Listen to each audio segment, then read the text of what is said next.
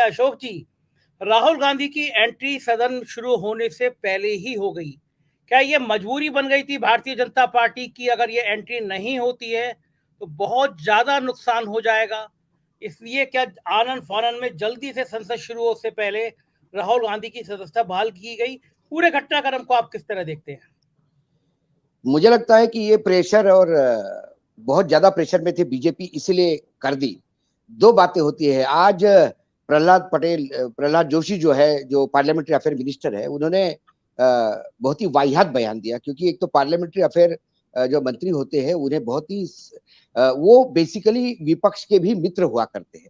हमने कई parliamentary affair minister देखे कि जो अक्रॉस द पार्टी लाइन जाके लोगों को डिस्कस करके, कई जगह पार्टी का एक लाइन होता है लेकिन एक रास्ता होता है। चाहे प्रमोद महाजन ने वो जगह संभाली थी, विद्याचरण शुक्ल ने जगह संभाली थी, ऐसे कई लोग थे कि जिन्होंने आउट ऑफ वे जाके विपक्ष को साधा था और कई बिल पास किए थे। ये पार्लियामेंट्री इतिहास जो पार्लियामेंट लगातार कवर करते हैं उनको पता है। लेकिन ये आदमी, मुझे लगता है, more loyal than the king जैसी इसकी स्थिति हो गई है। इसने कहा कि कांग्रेस मूर्खतापूर्ण बात कर रही है, सैटरडे था, संडे था, ये था। एक बात होती है संजय जी, बात ये होती है कि जब अधीर रंजन चौधरी ने स्पीकर से बात की तो स्पीकर महोदय उनको ये भी कह सकते थे कि अधीर रंजन जी, आज सैटरडे संडे है, छुट्टी है, मंडे को हम इसको कर देंगे, आप चिंता ना करो। तो बात रफा दफा हो जाती थी। उन्होंने कहा मैं तो छुट्टी, मेरी तो छुट्टी है, आप सेक्रेटरी जनरल को पूछिए। सेक्रेटरी जनरल कहते हैं मेरी छुट्टी है, आप उनको पूछिए। मतलब कोई भी इस बारे में जरा भी कॉल लेने के लिए तैयार नहीं था। ये तक बताने के लिए तैयार नहीं था कि अरे हो जाएगा भाई, जब कोर्ट ने क्लियर कर दिया तो उसमें क्या है न लेने में। अब ऐसा क्या हुआ कि आनन फानन में सुबह जैसे ही पार्लियामेंट शुरू होता है तो एक 10 मिनट के अंदर लेटर टाइप होकर लेटर भी चला जाता है और उनको मिल भी जाता है। क्योंकि कल से लगातार प्रेशर कांग्रेस पार्टी का नहीं, इंडिया के बाकी घटक दलों का और खासकर सोशल मीडिया का, पूरा सोशल मीडिया पटा हुआ था कि ये डर गए, ये उसको आने नहीं देना चाहते, ये अविश्वास प्रस्ताव फेस नहीं करना चाहते। उन्हें लगा कि ये बहुत ज्यादा किरकिरी होगी, इसलिए जाके उन्होंने आउट ऑफ वे जाके किया। नहीं तो पार्लियामेंट्री अफेयर मिनिस्टर का काम था, जैसे ही हो जाता पार्लियामेंट्री अफेयर मिनिस्टर बीच में आ जाते हैं। और कई बार एक बैकडोर चैनल होता है, हमने पार्लियामेंट में कई बार देखा है, स्पीकर भी हो तो कई बैकडोर चैनल से भी स्पीकर बात करता है, लोगों से मिलकर बात करता है। लेकिन ये स्पीकर तो बिल्कुल बीजेपी के हार्डकोर, मतलब ऐसा लग रहा था कि वो सुबह, मतलब क्या पार्लियामेंट में शाखा लगाना चाहते हैं या क्या लगाना चाहते हैं, इतने हार्डकोर हो जाते हैं। कई बार वो भूल जाते हैं कि वो स्पीकर के चेयर पे है और स्पीकर का दायित्व विपक्ष को भी साथ लेके चलना होता है। कोई बड़ी बात नहीं थी। एक कोई कांग्रेस ने भी हवा नहीं किया। कांग्रेस ने कहा कि भाई जिस तत्परता से बात होती है, देखिए एक कांग्रेस का विधायक एक ट्वीट करता है और ट्वीट उसका रिलीज होते से दूसरे दिन गुवाहाटी में, गुवाहाटी में, आसाम के दूर दराज जिले में एफआईआर होती है। और वो एफआईआर होते ही तुरंत वहां से पुलिस निकल जाती है 1000 किलोमीटर दूर और उसको गेस्ट हाउस से पकड़ ले जाती है। एक कांग्रेस के स्पोक्स पर्सन, वो नरेंद्र मोदी का पिता का नाम गलत लेते हैं, तुरंत फिर गुवाहाटी में किसी को तकलीफ होती है आसाम में, क्योंकि मुझे लगता है कि आसाम वालों ने ठेका ही लेके रखा है कि नरेंद्र मोदी या बीजेपी के बारे में कोई भी कुछ कहे तो सबसे ज्यादा दर्द उनको होता है। वो तुरंत वहां एफआईआर होती है और आसाम की पुलिस आके किसी को प्लेन के अंदर से उतार देती है। ये तत्परता दिखाते हैं आप, ये तत्परता बिल्कुल होनी चाहिए। ये देश इतने तत्परता दिखाए तो देश मतलब विश्व में सबसे बड़ा देश हो जाएगा। लेकिन ये तत्परता आप जब आपको एक्शन लेनी होती है तब लेते हो। यदि बिरला जी ये कह देते कि अरे आज छुट्टी है, आप चिंता क्यों करते हैं भाई, जब सुप्रीम कोर्ट ने बोल दिया तो उनकी वापसी हो जाएगी, आप चिंता ना करें, ये मैं देख लूंगा, तो उसके बाद अधीर रंजन चौधरी को ट्वीट करने की जरूरत नहीं थी। लेकिन आप देखिए अधीर रंजन चौधरी ये लोकसभा में पार्लियामेंट के, मतलब कांग्रेस के लीडर है, सबसे बड़ी पार्टी है, लीडर ऑफ अपोजिशन का भी आपने उनको जगह नहीं दी। फिर भी जब भी लीडर ऑफ अपोजिशन के को लेके कोई कमेटी बनती है तो उसमें अधीर रंजन चौधरी को बाकायदा जगह होती है, चाहे सीबीआई हो, चाहे कि अब तो ईडी का भी और अब तो इलेक्शन कमीशन का भी जब कोई चयन होता है। तो ये ऐसे स्थिति में यदि अधीर रंजन चौधरी जैसा आदमी धक्के खा रहा पेंडुलम जैसा, इस ऑफिस से उस ऑफिस में और उस ऑफिस से इस ऑफिस में, इससे आपकी मनीषा दिखती है। संडे तक तो ये तय ही नहीं था कि राहुल गांधी को मंडे को लाना है कि नहीं लाना है। ये जब तक ये दो गुजराती आका नहीं बोलते कि अच्छा ले ही आओ, और उनको लोगों ने बोला होगा कि भाई बहुत बवाल हो जाएगा, ये जब बहुत बड़ा हीरो बन जाएगा आप, क्योंकि हम भी लगातार कह रहे थे कि राहुल गांधी को हीरो बनाने में बीजेपी ने तो ठेका लेके रखा है। और राहुल गांधी जो आज पोजीशन है, थैंक्स टू बीजेपी, बीजेपी ने उनको पप्पू बनाया तो वो बाउंस बैक हो गए। तो कुल मिलाकर ये आज भले ही कहे कि ये कांग्रेस की मूर्खता है, ये मूर्खता इनकी थी कि जो ये बवाल सोशल मीडिया तक जाने कैसा दिया। क्या अधीर रंजन चौधरी को ट्वीट करने की जरूरत थी? यदि उनको यह आश्वस्त हो जाता कि मंडे को वापसी होगी तो उनको पागल कुत्ते ने काटा था।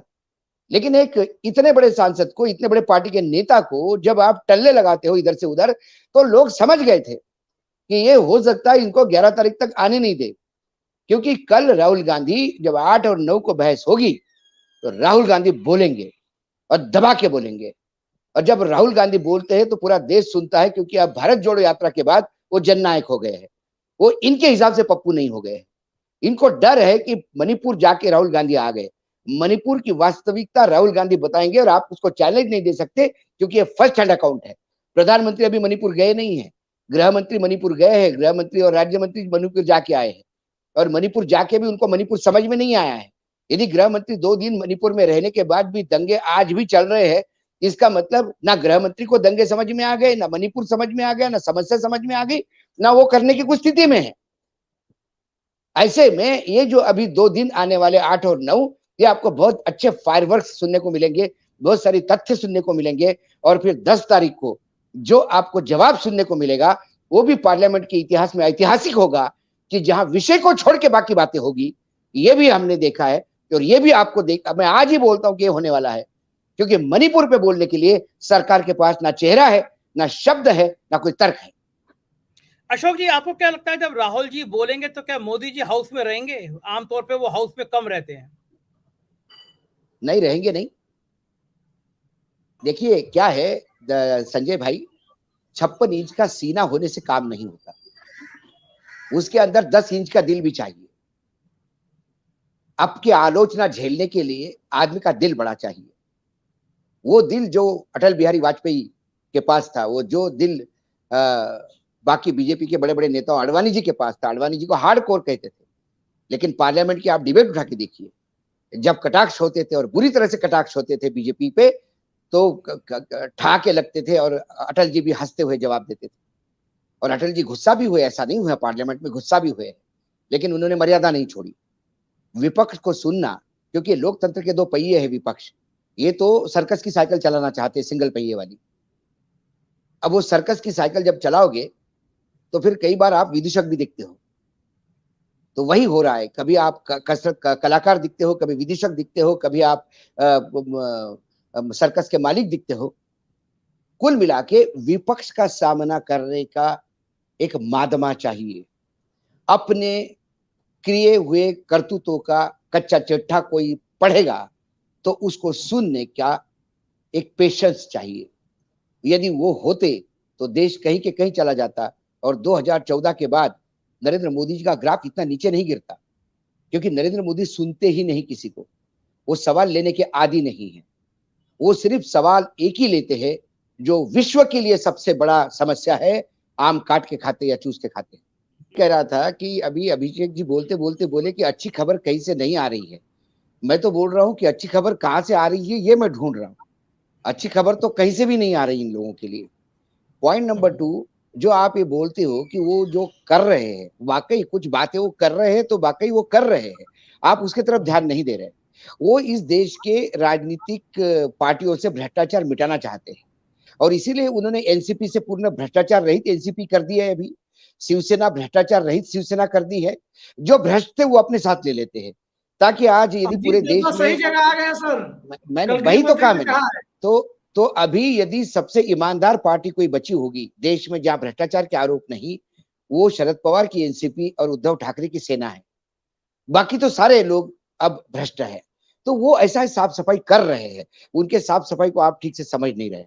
कुल मिला के मुझे लगता है कि अब उनके पास कोई चारा नहीं था, इसलिए राहुल गांधी वापस आ गए। सवाल तो कई उठाएंगे राहुल गांधी, और मजा तब आएगी कि राहुल गांधी जी का जो अंतिम नेता सदन के रिप्लाई के बाद जो एक 10 मिनट का स्पीच होगा, वो एक ऐतिहासिक स्पीच होगा, क्योंकि अब राहुल गांधी भी गेयरअप होके बैठे हैं और उनका रिसर्च टीम भी पूरी गेयरअप होके बैठी है। और प्रधानमंत्री जी, आपने कहा कि वो शायद रो देंगे, आपने सवाल पूछा था। नेता और अभिनेता, ये 2 शब्दों में अभी जुड़ते से ही वो अभिनेता हो जाता है।